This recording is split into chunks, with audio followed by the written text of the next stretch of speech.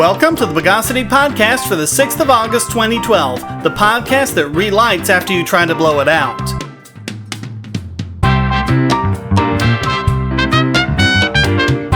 This is your host, Shane Killian. Let's withhold damages from the news of the Bogus. Earlier this year, defendants for the file-sharing site The Pirate Bay were forced to pay over €500,000 in damages, supposedly to compensate those poor, struggling artists who were maliciously harmed by piracy, which threatens their very livelihood. But as it turns out, no artist is going to receive a penny of that money. Instead, the money is going to the International Federation of the Phonographic Industry, the anti-piracy group that's behind the lawsuits in the first place. The amount awarded was based on the licensing fees the Pirate Bay would have had to pay in order to distribute the content legally, but the judgment was from a Swedish court, and since the Pirate Bay isn't in Sweden, they've had trouble collecting the money. But what money they do collect isn't going to go to the artists they were supposedly defending. No, 100% of the recovered funds, according to an agreement reached by the labels with the IFPI, is going solely and completely to IFPI Sweden and IFPI London to engage in more anti-piracy efforts. This mirrors the actions of the RIAA, who, after winning a $105 million settlement against LimeWire, didn't share one penny with its artists, and instead was used to fund more anti-piracy campaigns. As this podcast has covered before, studies about file sharing, even those done by the entertainment industry, show that so-called piracy is at least a wash for artists, or even a net gain, increasing sales due to increased exposure which offsets or even exceeds lost sales from people who download the content but don't purchase it. Once again, we see that this isn't about the artists at all, but about big cartels trying to grab as much money as they can in a world that has left their outdated business model behind. In fact, there is not the first piece of evidence that any money awarded from any piracy case has actually gone to any of the artists affected by it. It seems pretty obvious who the real thieves are, and they aren't the ones on the file sharing sites.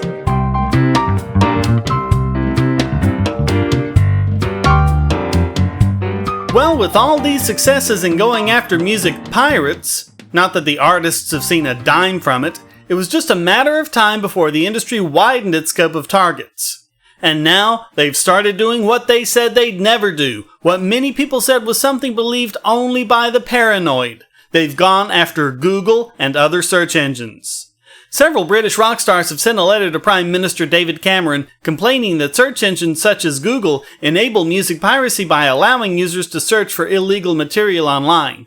The letter was signed by 11 rock stars, including Elton John, Robert Plant, Pete Townshend, Simon Cowell, and Andrew Lloyd Webber. This despite the fact that Google deletes millions of links to pirated music each month and provides music services in Google Play that allow people to listen to their legally acquired music content and purchase even more of it completely legally. But the BPI, which represents British music labels, is now saying that Google is a directory for piracy. Of course, it's not too hard to see why. Unlike the Pirate Bay, Google is actually a company full of deep pockets, and actually earns 3 times as much in the UK as the entire music industry. One would think that entrepreneurial music labels would take this as an opportunity to wonder what Google's doing right. But alas, these outdated behemoths once again try to sue their way into profitability. Google's bots work on a completely automated fashion, and there's no way for them to get rid of links to pirated content without someone reporting the link so they can examine and remove it by hand. So it stands to reason that, even with Google's best efforts, the amount of music being put online is going to mean lots of search results leading to it. And just like the staggeringly ineffective Pirate Bay ban, even the best possible scenario means that it won't actually stop people downloading content online. Add in the fact that once again, piracy is a wash to the industry, or even a net gain, and the whole thing becomes one big stinking pile of rotten, fetid bogosity. But maybe if the labels keep suing richer companies, they can stay afloat a little bit longer, delaying their inevitable sink into obsolescence. But what price will the rest of us have to pay in the meantime?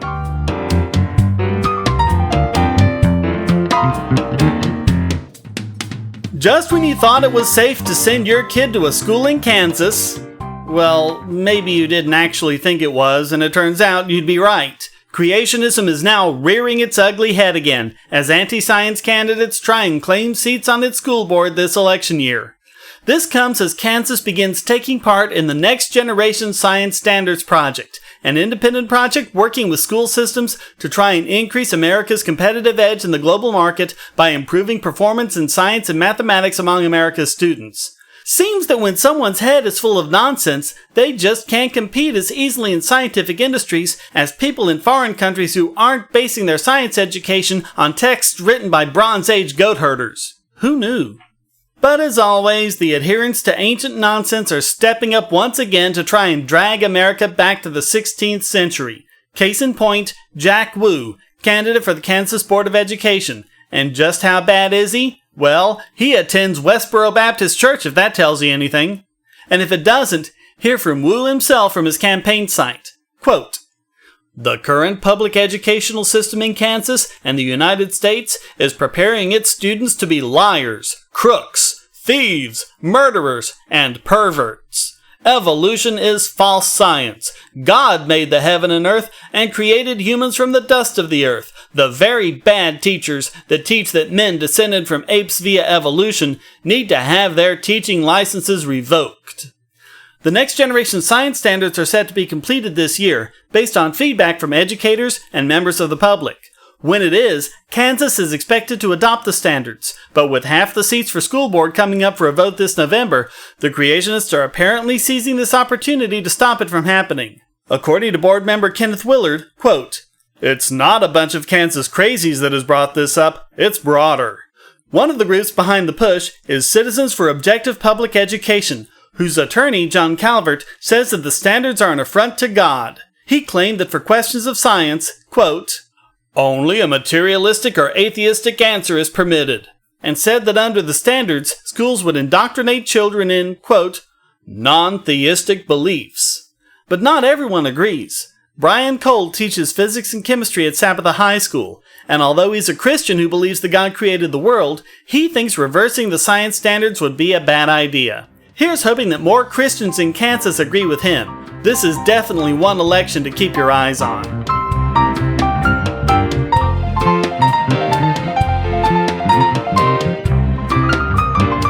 And now it's time to batter and deep fry this week's biggest Bogon emitter. Chick-fil-A for years has been known as an organization run on evangelical Christian principles, with policies such as not opening on Sunday. Recently, they've come under fire for making large donations to anti-gay organizations. In protest, the Jim Henson Company severed its ties with Chick-fil-A, revoking the restaurant's license to sell Henson's toys in their kids' meals. And then, Chick-fil-A promptly lied to its customers about the reason for it.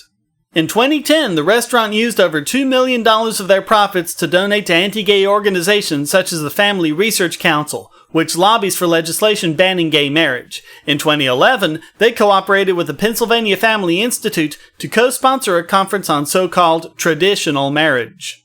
The Jim Henson Company had been licensing the use of their Panjanimals toys in Chick-fil-A kids' meals. When word of this broke out, they severed their ties with Chick-fil-A and donated the profits they made from sales of the toy to GLAAD, the Gay and Lesbian Alliance Against Defamation. Great acronym, lousy name. But anyway.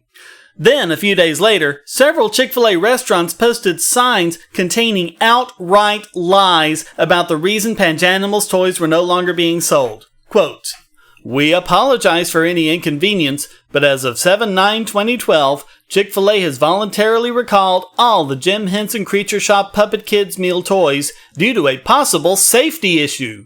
Please be advised that there have not been any cases in which a child has been actually injured. However, there have been some reports of children getting their fingers stuck in the holes of the puppets." Also, a Chick-fil-A franchise in Virginia posted this to their Facebook page. Quote, "Chick-fil-A is initiating a voluntary withdrawal for our Jim Henson Creature Shop Puppet Kids Meal Premiums due to a product issue. Even though all puppets pass safety testing requirements, in lieu of the Kids Meal Premium, we will offer a Kids Ice Dream." Chick-fil-A spokesfibber Tammy Greenway claimed that Chick-fil-A had voluntarily recalled the toys nationwide, quote, "for the protection of our customers." How low do you have to be to instill fear in parents who bought these toys for their kids, no matter how many disclaimers you add, just to cover up the fact that it was Henson, not you, who severed the relationship? This is like the sad, brutish jock in high school who gets dumped by the cheerleader and then claims he was the one who broke up with her. For the record, the Consumer Product Safety Commission has no record of any safety issues with these toys. They have not received any complaints from parents, nor has Chick-fil-A notified them of any problems. Regardless of where you are on the gay marriage issue, you have to agree that one should not go around throwing phrases like possible safety issue and for the protection of our customers without having something to back it up. And that's more than enough to make Chick-fil-A this week's biggest Bogon emitter.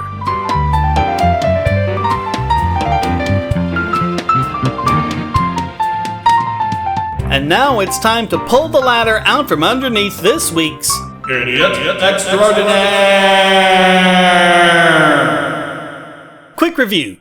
Chick-fil-A donated money to anti-gay groups, as is their right. The Jim Henson Company severed their agreement with Chick-fil-A to sell Panjanimals toys, as is their right. Chick-fil-A then turned around and lied about the reasons why, making them biggest Bogon emitter.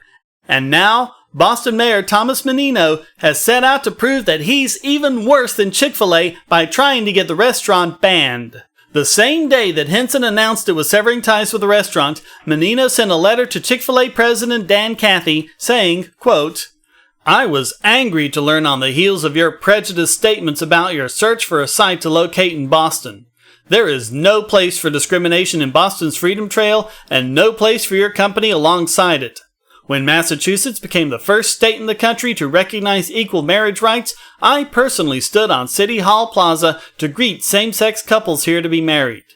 It would be an insult to them and to our city's long history of expanding freedom to have a Chick-fil-A across the street from that spot.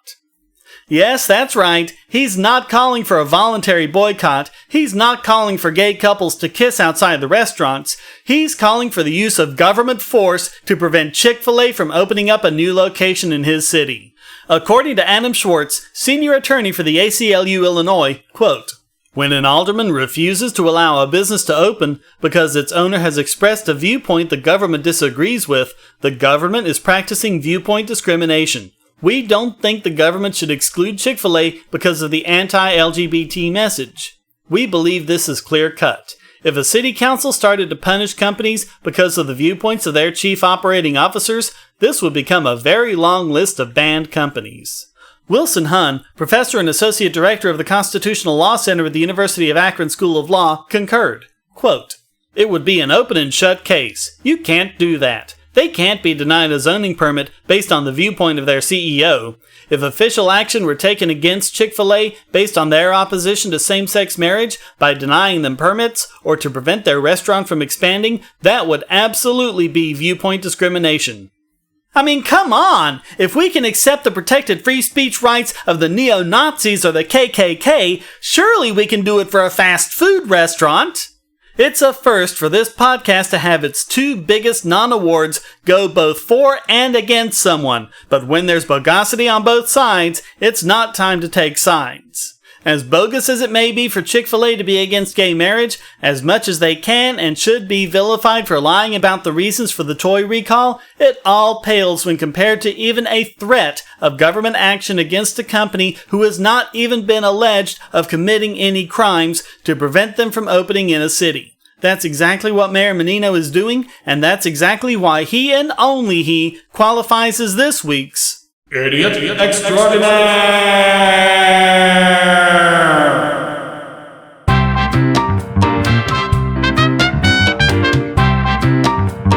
Well, that wraps up this deep-fried, bonafide, brushed-aside, rising tide, nationwide, on-the-side, Jekyll-Hyde, blushing bride, hands untied, and on-the-far-side edition of the Bogosity podcast. Please visit the forums at Bogosity.tv, where you can read the show notes and join the discussion on these and other subjects. This podcast is free, but not free to produce, so please use the donate button at the top of the Bogosity.tv website or down the right-hand side of the podcast page and give generously to keep this podcast going. And if you'd like to contribute to the podcast, just send a question, statement, news article, or rant to podcast@Bogosity.tv. Put it in an audio file, and if it's good enough, it'll get played right in the podcast. Thank you for listening. Until next time, here's a quote from Eddie Izzard. As long as they're homophobic behind closed doors and don't hurt anyone, I'm fine with it. The Bogosity podcast is licensed under a Creative Commons Attribution Non-Commercial No Derivatives 3.0 Unported license.